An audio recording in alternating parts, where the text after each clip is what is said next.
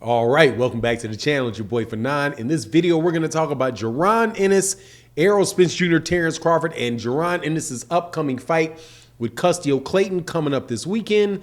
Let's do that in this video.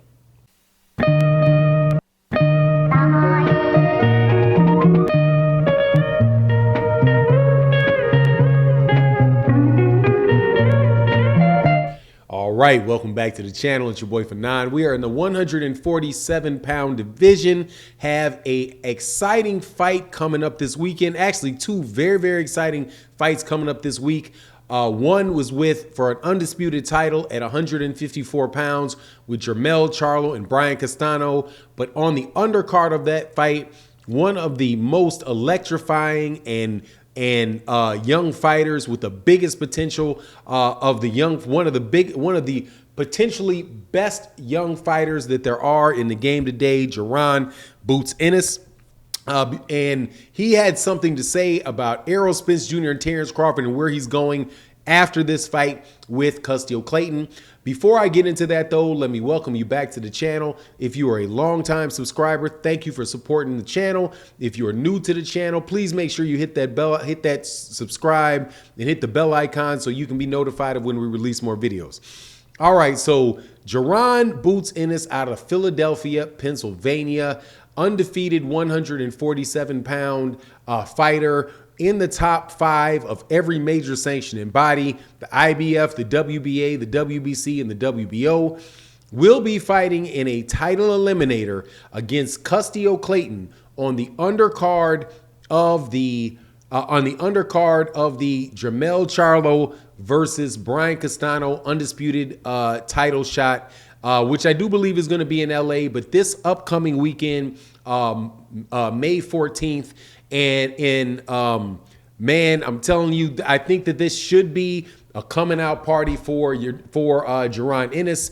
Custio Clayton is a fighter out of Canada, solid fighter. I do believe he's an undefeated fighter, a little bit older, but a terrific fighter, no doubt about it.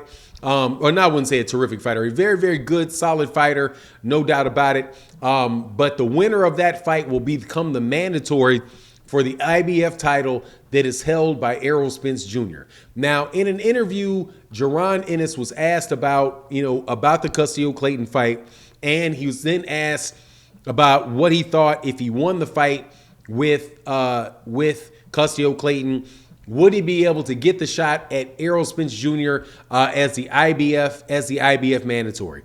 Now, his take on Custio Clayton was like, the usual, that he's going to beat Custio Clayton. I don't think that there's anybody that is going to really, I don't think there's a lot of people out there really wondering what's going to happen in the Custio Clayton fight. Custio Clayton is a solid fighter. He's not a tremendously big puncher. He's a skilled fighter, but Jaron Ennis is just one of these guys who are just, in my opinion, in the opinion of a lot of other people, is just a real mega talent. So even though Custio Clayton is a world-class fighter and, I would say he definitely deserves to be in the position that he's in, he's just going to be in really deep water with Jaron Ennis. And more than likely, Jaron Ennis is going to get him out of there. The question for me is just when and how he's going to go about doing it.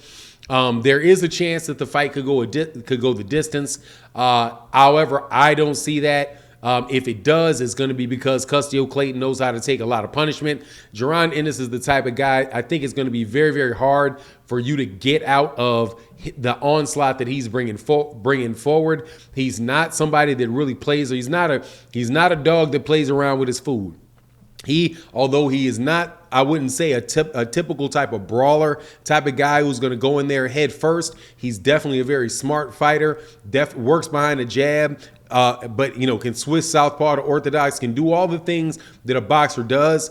However, his power is so significant and he's so fast and aggressive that he could easily, I believe he's going to break down Custio Clayton very fast and get Custio Clayton out of there.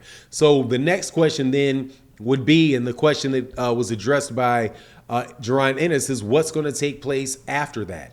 So, and he said, look, he said that he would love to be able to fight for a title against Errol Spence Jr. or Terence Crawford. He said, but If that doesn't happen, I don't have a problem fighting for a vacant belt. If that's what comes to fruition. And then furthermore, he said, look, because I know I'm going to get those guys in the ring. If they go up to 154 pounds, I'm going to win the belts at 147, and I'm going to go right up to 154 pounds with them. It's like, if they don't fight me at 147, they're going to have to fight me at 154.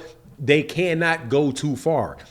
And that is about right, because if you look at the physical stature of Jaron Ennis and Terence Crawford and Errol Spence Jr., I suspect that the biggest guy of the three is Jaron Ennis. I know for certain Jaron Ennis is the tallest. I think he's 5'10", 5'11", where Errol Spence Jr. is 5'9", and I think Terence Crawford is like 5'8.5".